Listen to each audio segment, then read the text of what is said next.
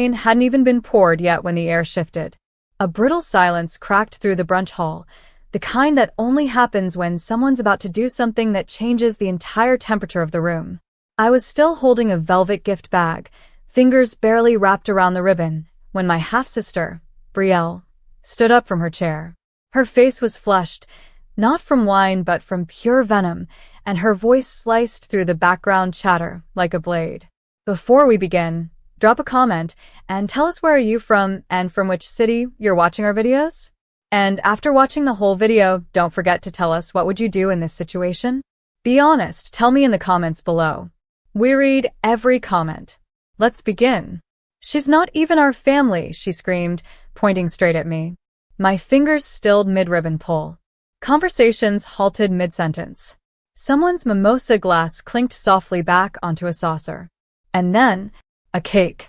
A full, multi-layered vanilla buttercream cake. Thrown at me. I didn't move. Not an inch. It hit my chest and slid down the front of my blouse in slow, humiliating motion, dripping sweet shame into my lap. Laughter burst from the guests like confetti, dozens of them, most of them old family friends or my stepmom's high society brunch circle, giggling behind napkins and barely concealed phone cameras. My stepmother, Denise, gasped, but not in horror. No. She gasped the way someone does when their party gets even more entertaining. And my father? He just adjusted his tie and looked away. For one heartbeat, I felt 12 years old again, watching them cut me out with clean, deliberate lines like a photo cropped for perfection. But then I saw him. Nate. My husband. Standing quietly beside the stage, holding a microphone. Calm. Composed. Still wearing the navy blue suit I'd pressed for him last night, and the wedding band that never left his finger. He didn't yell. He didn't rush to wipe cake off me. He just said, quietly into the mic. Then I guess you should know who paid for this party. The room froze. Every fork. Every breath. Every mocking smile. Because I sure as hell didn't write a six-figure check to have my wife assaulted with dessert, he added, his voice rising, not with rage, but with authority that no one could ignore. Gasps rippled through the room. Denise's wine glass trembled in her hand. Brielle went pale. And then Nate turned to me. Just me.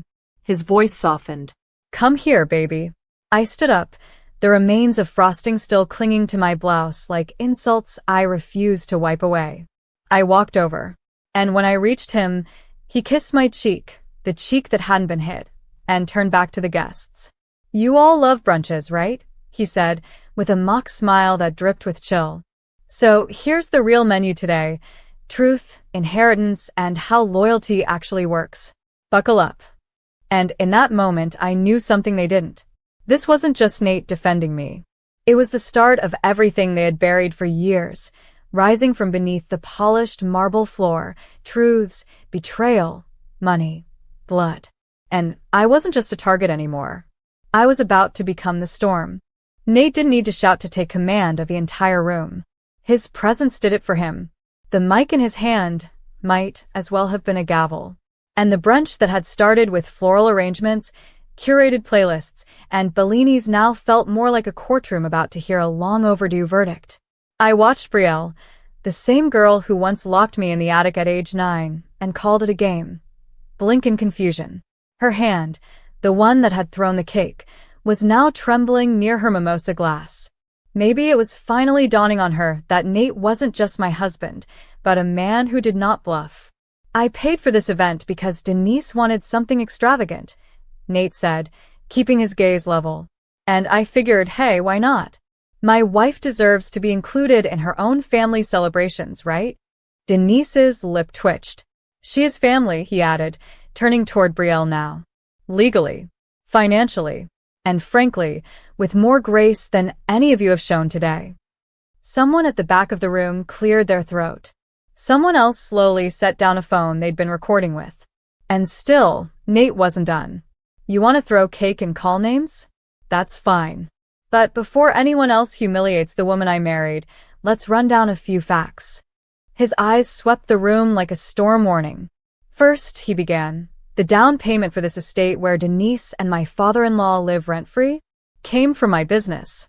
The renovation funds last year that mysteriously appeared, that was us. The health insurance Denise used when she had her little private surgery paid for under my company's coverage because she couldn't qualify herself. Denise's smile cracked.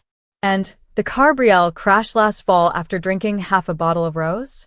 Nate asked, smiling coldly now. We handled that too. Quietly. To avoid a DUI on your precious record. The air turned solid. You could have heard someone breathe wrong. I looked around the room and saw faces change. Fast. The fake smiles dimmed, the performative laughter gone. It was all unraveling, and it was delicious. And you, Nate said, turning to Brielle. You called my wife an outsider. A maid. Someone not real family. So, let's talk about real. His voice lowered, a razor-sharp whisper. Who picked up your college debt when you couldn't get another loan? Who signed the paperwork to co-sign your lease in Manhattan? Who covered your canceled honeymoon flight after your now ex-husband walked out? Brielle's lips parted. Yeah, Nate said. Us. Then he turned to me and gently placed the mic in my hand. My pulse thudded. I didn't expect this moment. I never asked for it, but I wasn't going to waste it. So I looked out across the stunned room, frosting still streaked across my shirt, and smiled. I grew up thinking that if I worked hard enough, I'd earn my place in this family, I said quietly. I thought maybe if I stayed quiet, brought gifts, remembered birthdays, eventually I'd stop being the stepdaughter. I looked at Denise. At age 15, I was the only one cooking dinners when Dad was working nights. I braided Brielle's hair before school. I did chores. I cleaned.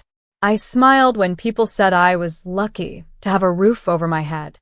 I turned to Brielle. You always hated me, and I never really knew why.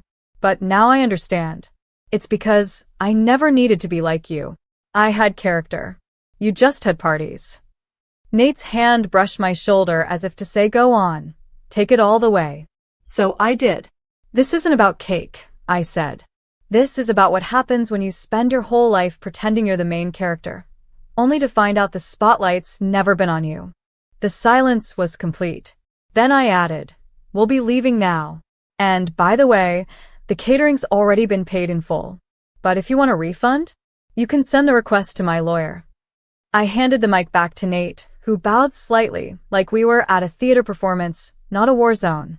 And then, with frosting still sliding down my side, we walked hand in hand out of the room. Behind us, the birthday brunch fell into chaos. And we didn't look back once.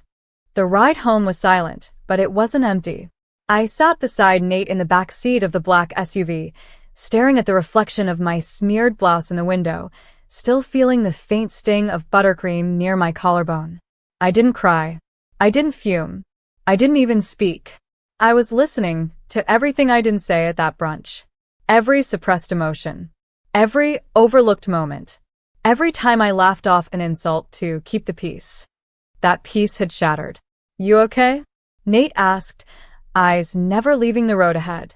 I nodded, then shook my head. I don't know. You were brilliant, he said. I turned to him. I wasn't brave. I was done. Nate didn't argue. He knew the difference. When we pulled into our driveway, the house looked just as we left it, clean, warm, quiet. But something in me felt different. This time, I walked in not like a visitor to someone else's life, but like a woman who was about to reclaim her own. That night, after I showered off the dried frosting and humiliation, I sat at the kitchen island with a glass of red wine and opened the brown folder I kept tucked away in my desk drawer. The one labeled just in case. Inside were old receipts, copies of wire transfers, a file of Denise's prescription bills Nate had covered, a breakdown of every time my father had withdrawn from my trust account, starting the year after my mother passed away. All those years, I'd thought it was love, family, a home. But all along, I'd been funding my own rejection. I ran my finger along the highlighted transaction dates. One in particular stopped me cold. 6 years ago, $12,000 wired from my inheritance into Brielle's bank account. 2 weeks before her surprise engagement in Cabo. I never even got a thank you card. Nate came over, wrapping an arm around me, scanning the paperwork. You ready to burn it all down? I'm ready to build something better, I whispered. But they're not going to like the cost. He kissed the top of my head. Let them learn. You paid their bills. It's time they pay the consequences. The next morning, the storm truly began. It started with a phone call from Denise. Or rather, her assistant. Hi, Mrs. Kavanaugh. Denise wanted me to ask if you might speak to the media. There's a video circulating. From yesterday. I won't speak to anyone, I said calmly. But if Denise wants me to say nothing, she might want to rethink who she keeps close. That video didn't leak by accident. The line went dead. 2 hours later, Brielle called. I didn't answer. She sent 8 messages, none of which I opened. By the afternoon, tabloids were posting clips of her yelling, followed by the moment the cake hit me and Nate's mic drop speech. Headlines read, Brunch birthday turns brutal as family secrets explode. It was funny how the world suddenly cared about my pain only after it became entertainment. Later that week, Nate invited me to sit in on a business lunch with a new investor. He said he wanted me to be there not as a guest, not as a wife, but as a partner. The investor, a sharp-eyed woman named Alicia, leaned across the table and said, You're the one who streamlined your husband's financial department last year, right? The one who caught the error in the vendor contracts. I nodded, surprised she knew. I've read your notes. They're genius. And for the first time in years, someone in a room of power saw me not as less, but as enough. On the way back to the office, Nate said, You know, I've been thinking, why not start something of your own? Not for revenge. For you. I stared out the window. Like a company? Like an empire, he said, grinning. And suddenly something shifted. For the first time in my life, I didn't want to fit into someone else's legacy. I wanted to build my own. They didn't stay quiet for long. By the end of the week, Denise posted a soft-lit apology video from her garden. She wore pearls, a pastel cardigan. The whole thing was curated down to the accidental appearance of a golden retriever in the background. We all have our moments, she said with a theatrical sigh, and family isn't perfect. But love always finds a way back. It was meant for damage control. But the comments didn't go how she expected. Isn't this the woman who let her stepdaughter get caked in front of guests? Girl, say sorry to her, not to your followers. Not Denise trying to rehab her image like she didn't laugh. The tide had turned. And she knew it. Meanwhile, Brielle went radio silent until one night my phone rang. Blocked number. I shouldn't have answered, but I did. Are you happy now? Brielle's voice slithered through the speaker. Define happy, I said flatly. You made me a joke online. You're not family. You never were. You're just some sad little charity case dad dragged in and married off to a guy with too much money and a savior complex. I didn't raise my voice. I didn't cry. I was 12 when you told me I'd never be good enough to be loved, I said quietly. You were 17, and I believed you. Silence. But I stopped believing you the moment Nate stepped in front of that mic. Click. She hung up, and just like that, it was done. But the story wasn't over. It was shifting. Because the empire Nate had talked about, I was building it. Quietly. Precisely. I launched my own firm, specialized consulting for executive women dealing with toxic family business dynamics. The irony wasn't lost on me. But the inbox was full within days. Because I wasn't the only one. Turns out a lot of women had been the outsider. A lot of women had been laughed at, silenced, mocked in family dinners and boardrooms alike. And they were ready to pay someone who understood, who wouldn't just sympathize but strategize. Nate stood by me through every meeting, every pitch deck, every time I questioned if I was moving too fast. He never once told me to slow down. In fact, he told me to go faster. Then came the letter. A pale envelope slid through our mail slot, addressed in my father's handwriting. I opened it with zero expectations. Inside was a single line. I didn't know. I was blind. Forgive me. And a check. A large one. I folded the letter once and placed it in the trash. The check went through the shredder. You don't buy forgiveness. You earn it. And he never tried again. But just when I thought things had reached their end, Denise made one last move. A lawyer's notice. Filed under defamation and emotional distress. Yes, seriously. She was suing me. The brunch, the speech, the fallout. She claimed it cost her sponsorship deals and damaged her personal brand. The same woman who'd allowed a cake to be thrown at me in front of 40 guests now wanted damages. Nate read the notice over my shoulder. Do we crush her? No, I said. We bury her. With facts. What followed was cold. Clean. Surgical. We sent counterfilings. Attached receipts. Dates. Health bills. Video footage. Sworn testimony from guests. A digital trail of every favor, payment, and gift I had ever given her, including her luxury birthday trip 3 years ago. When her lawyers saw the file we compiled, they withdrew the case. Quietly. Publicly, Denise posted one last time. A photo of flowers. No caption. The comments were locked. And just like that, she disappeared.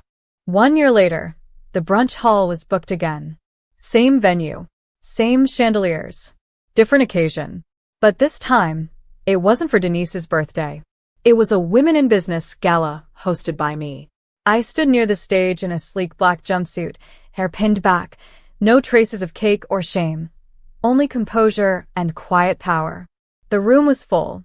Not with people who secretly hated me, but women who believed in what I was building. Nate was there too, leaning against the wall near the bar, arms folded, pride shining in his eyes like sunlight through glass. He didn't need to say a word. He never did. Not when it came to me. Are you nervous? My assistant, Jess, whispered as the lights dimmed. No, I replied. Not this time. I took the mic with steady hands and faced the audience. My voice didn't tremble. Some of you might know me because of a viral video. It wasn't planned. It wasn't strategic. But it was real. And I think that's what resonated. A few quiet nods. People love watching women fall apart, I continued. They just don't expect us to rise from it with receipts, dignity, and spreadsheets that bite back. Laughter rippled through the room.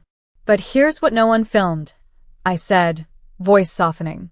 The part where I stopped asking permission. The part where I stopped explaining why I belonged. I took a breath. The part where I became my own family.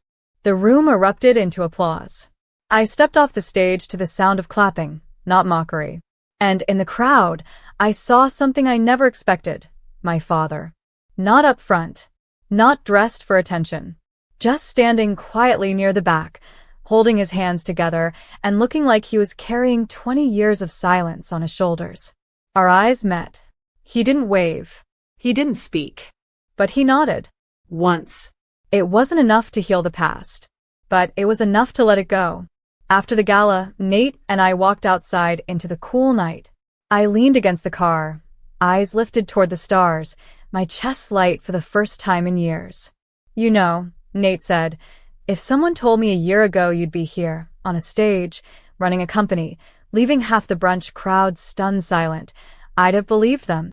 I smiled, leaning into him. You always did. He kissed my forehead. Now what? Now, I said, I go home, take off my shoes, and decide what color to paint the office we're opening next month. He grinned. What about the family? I shrugged. Let them watch. Let them learn. Let them wonder how I did it without becoming like them.